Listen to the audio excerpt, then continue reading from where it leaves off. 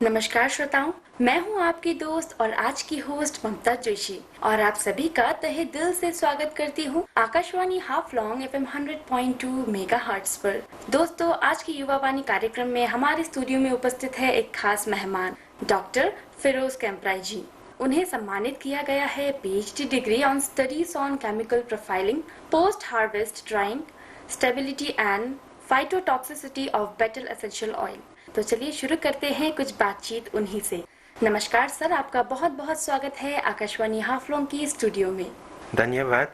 Sir, पहले आपका परिचय दीजिए ताकि हमारे श्रोताएं आपको और अच्छे से जान पाए। First of all thank you मुझे यहाँ इनवाइट करने के लिए। और मेरा नाम है फिरोज कैम्पराय और मैं माहौर डाउडूंग विलेज से हूँ। एट द सेम टाइम मेरा रिसेंटली भी पीएचडी हुआ है इन बायोलॉजिकल साइंस पे। और साथ ही साथ मैं एक कॉलेज में काम करता हूँ as an assistant professor in the department of botany at Devraj Roy college autonomous Golaghat. जी सर, आपकी एजुकेशनल जर्नी के बारे में कुछ बताइए हमें। सो अगर मेरा journey in terms of my education अगर बात करें, I did my schooling at Mahur Don Bosco high school and उसके बाद मैंने एचएस पढ़ाई किया हाफलॉन्ग गॉल्फ कॉलेज इन साइंस स्ट्रीम। फिर उसके बाद मैंने बीएससी किया हाफलॉन्ग गॉल्फ कॉलेज से इन द डिपार्टमेंट ऑफ बॉटनी। और उसके बाद आई did my master degree in life science and bio informatics department Assam university से। जी सर, अब हमें आपकी पीएचडी जर्नी के बारे में कुछ बताइए। आपने कैसे शुरू किया?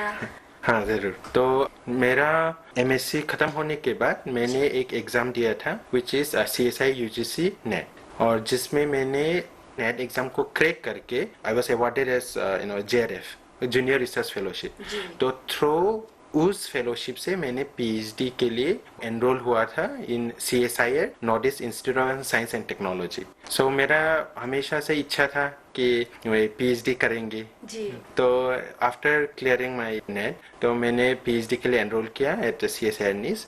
देन वहाँ से ही मेरा पीएचडी में और भी ज़्यादा मतलब रिसर्च में और भी ज़्यादा इंटरेस्ट जो है वो आने लगा है। जी सर, तो सर इसमें आपका परिवार का कितना सपोर्ट था? इन टर्म्स ऑफ सपोर्ट अगर मैं बोलूँगा तो मेरा पेरेंट्स बहुत सपोर्टिव है। दो पेरेंट्स को उतना आइडिया नहीं है कि मैं क्या पढ़ाई कर रहा हूँ, मतलब कौन सा फील्ड में पढ़ाई कर रहा है, उन लोगों को उतना वो आइडिया नहीं है।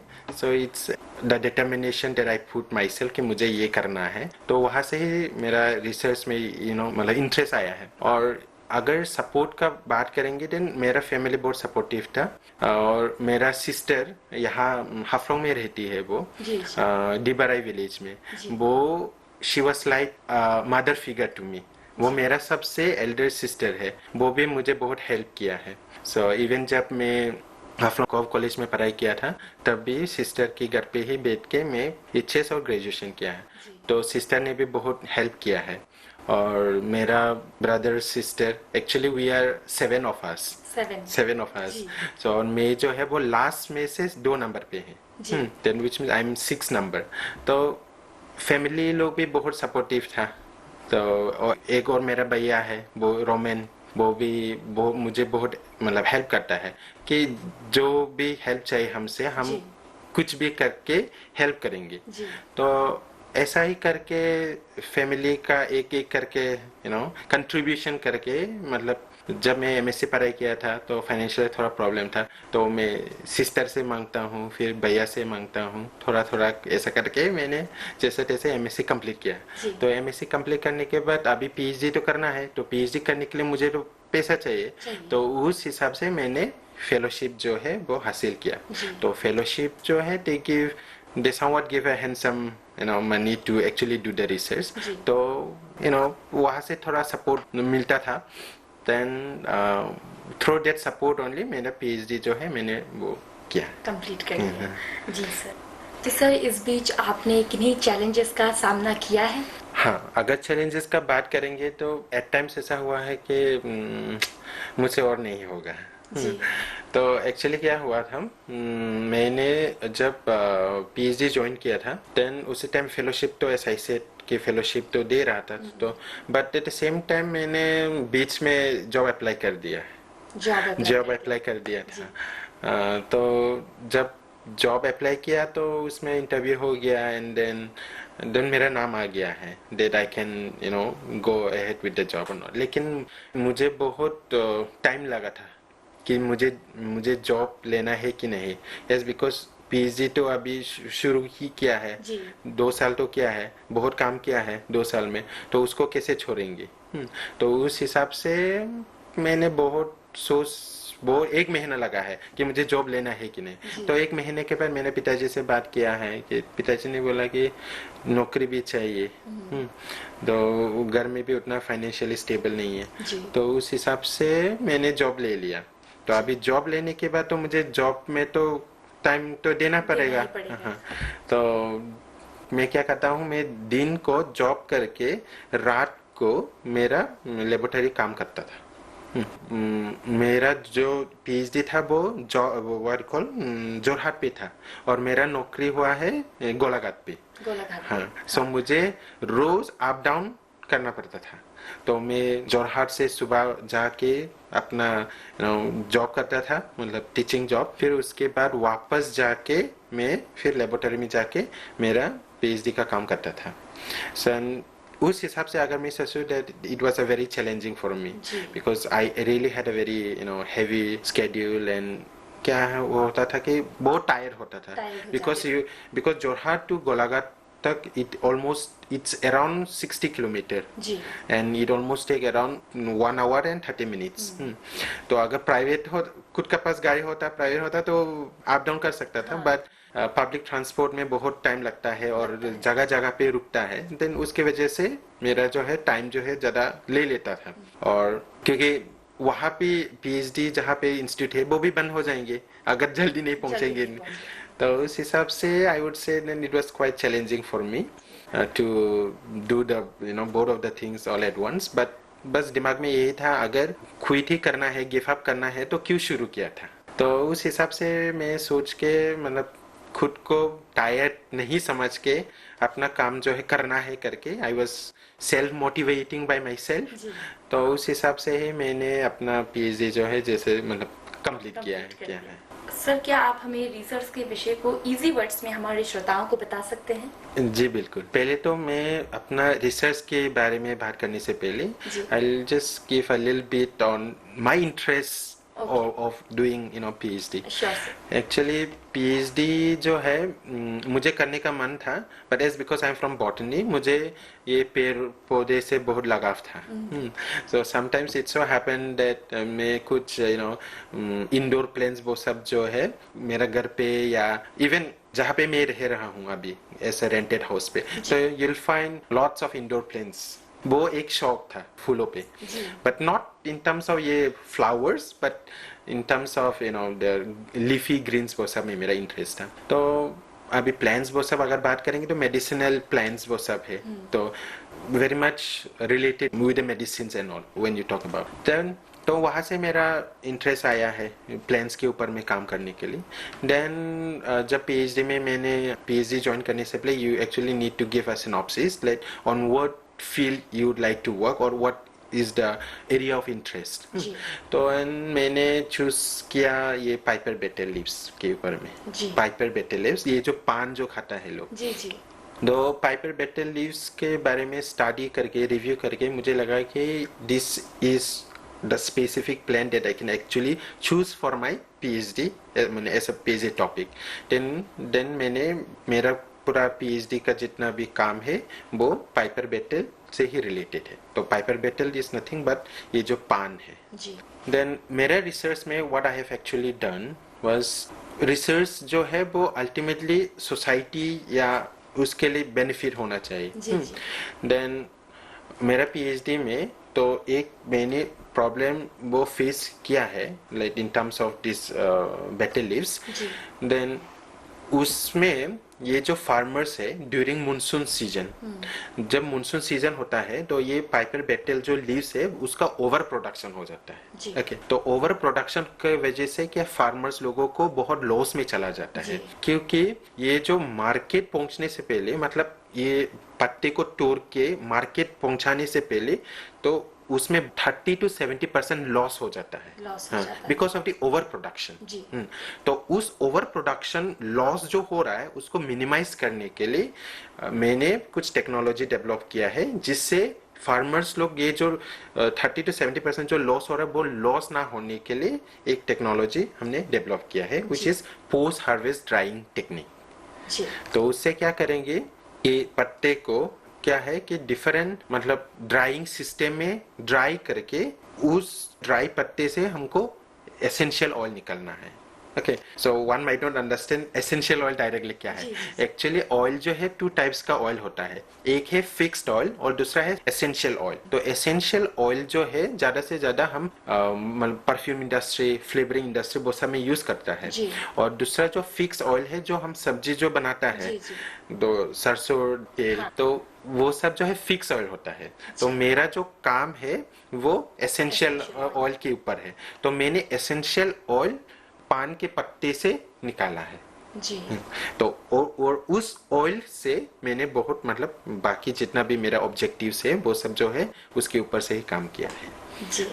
तो सर आपने जिस टॉपिक को चूज किया है वो क्यों, और उसे और अच्छे से बताइए हमें। सो जैसे कि मैंने बताया मैंने पान के ऊपर में काम किया है। जी। सो लेट्स से मेरा जो पीएचडी का जो रिसर्च का जो टाइटल है, it's on studies on chemical profiling, जी। Post harvest drying, stability and phytotoxicity of betel essential oil. जी। So it's mostly on the essential oil of piper betel leaves. Then the reason of why I have chosen ये जो plan है, then it's because कि ये जो plan जो है एक neglected crops है, जी। नेग्लेक्टेड प्लान है। नेग्लेक्टेड प्लान इन सेंस कि लोग इसको सिर्फ ये क्या खाने में यूज करता है विद ये तामुल के साथ। तामुल के ओके, साथ। लेकिन लोगों को आइडिया नहीं है कि ये जो पान जो है जब तामुल या लाइम ये चूना जो है वो सब के साथ जब मिक्स करता है then it's actually harmful for the for our health. Then जो एक्सेसिवली लेता है they may even cause this cancer and all. Okay, लेकिन जब उसमें इंग्रेडिएंट्स डालेंगे जैसे कि तामुल ये जो है व्हाट यू कॉल चूना और बाकी इंग्रेडिएंट्स वो सब जब डालेंगे ना देन वो एक्चुअली वो एक्सेसिव अगर लेंगे देन वो खराब है। Okay, that was one of my reason of why I have actually chosen this topic, because ये जो है एक नेग्लेक्टेड क्रॉप है। नेग्लेक्टेड क्रॉप इन एसेंस इसको सिर्फ खाने में यूज करता है, उसका बाकी यूटिलाइजेशन लोगों को उतना आइडिया नहीं है। यू माइट वंडर कि ये जो एसेंशियल ऑयल है पान से, अगर हम एसेंशियल ऑयल पान से निकालेंगे तो 1 लीटर में 25 to 30,000 रुपीज है पर लीटर में। तो उसका यूटिलिटी जो है वो फ्लेवरिंग इंडस्ट्री वो सब में यूज कर सकता है, even in your perfumery industry. और आजकल देखेंगे बहुत सारा हर्बल प्रोडक्ट्स जो है वो निकलता है जिसमें पान का फ्लेवर होता है, जो पान का जो एसेंशियल ऑयल है उससे बनता है। फॉर एग्जाम्पल कुछ कुछ च्युइंगम बनता है, कुछ टूथपेस्ट बनता है, कुछ कुछ ऑइंटमेंट बनता है, बहुत सारा इवन कॉस्मेटिक्स वो सब भी इस एसेंशियल ऑयल से बनता है, पान का एसेंशियल ऑयल। सो उसका यूटिलिटी जो है और भी ब्रॉडर वे में जाने के लिए to understand more about this plan, इसलिए मैंने इस प्लान को चूज किया है as one of my research topic. और एक बात, लोग जो एग्रीकल्चर वो सब में पेस्टिसाइड्स, हार्बिसाइड्स वो सब जो यूज करता है उसमें बहुत सारा केमिकल्स यूज करता है विच आर एक्चुअली हार्मफुल। तो in one of my objective मैंने ट्राई किया है टू डेवलप एक नेचुरल हार्बिसाइड्स ये पान का एसेंशियल ऑयल से। नेचुरल हर्बिसाइड मतलब क्या है कि लेट्स से हमने कुछ पेडीफिल या क्रॉप्स, वेजिटेबल्स वो सब जब लगाता है देन सराउंडिंग में बहुत सारा वीड्स जो है वो ग्रो होता है, तो वो सबको किल करने के लिए, इनहिबिट करने के लिए ये एक प्रोडक्ट जो है हमने डेवलप करने के लिए कोशिश किया है। जी सर। तो सर मैं आपसे कुछ सवाल पूछना चाहती हूँ। आप एक टीचर भी हैं। हाँ।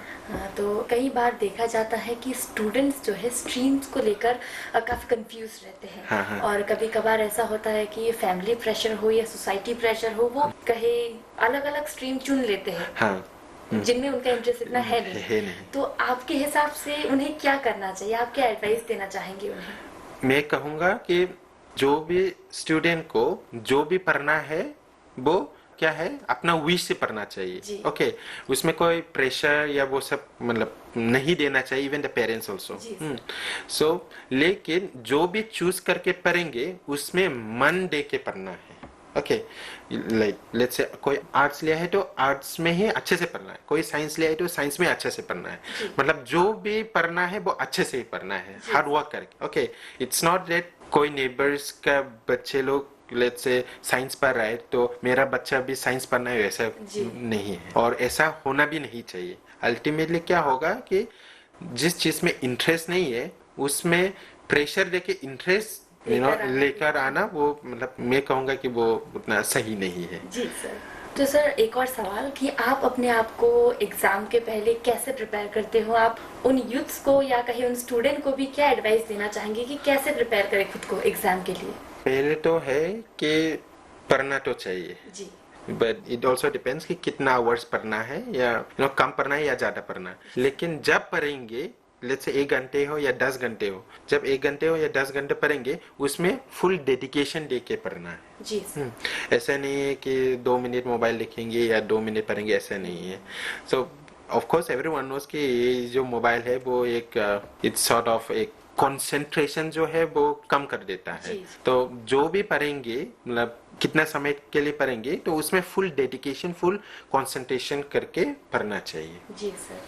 तो सर अभी आप एक टीचर हैं और एक समय पे आप स्टूडेंट भी थे। हाँ। तो उस बीच में आपने एजुकेशन में लेकर क्या चेंजेस देखे और आपको क्या अच्छा लगा? तो इन टर्म्स ऑफ एजुकेशन आजकल जो है बहुत एडवांस है। जी। Okay, so even let's say class में कोई टीचर समझा रहा है, अगर उसको समझ नहीं आ रहा है देन उसके लिए और दूसरा टीचर है। जी। एंड वो जो दूसरा टीचर है कुड बी अ यूट्यूब। जी। ओके, तो यूट्यूब में कितना चैनल्स है, कितना टीचर्स है जो अच्छे से पढ़ाता है। मतलब अच्छे से पढ़ाता है इन द सेंस एक चीजें एक बार में अगर नहीं समझ रहा है देन ऐसा ऐसे मोबाइल जो है मतलब एक इट्स वेरी डिस्टर्बिंग ऐसा ऐसे, लेकिन प्रॉब्लम का एक अच्छा यूटिलिटी भी कर सकता है हम। जी। तो यूट्यूब में even you can go and clear your doubts ना। जी। तो क्योंकि उसमें यूट्यूब में हम बार बार फिर से दोबारा रिज्यूम करके फिर चेक कर सकता है, देख सकता है। जी। तो देन क्लियरिटी जो है वो आ जाता है, वो बार बार अगर हम देखेंगे तो इन टर्म्स पहले जो होता था उतना अवेलेबल था but we are not that much aware of. लेकिन आजकल जो है वो मोबाइल का एक अच्छा यूटिलिटी है कि पढ़ाई के लिए भी हम यूटिलाइज कर सकता है।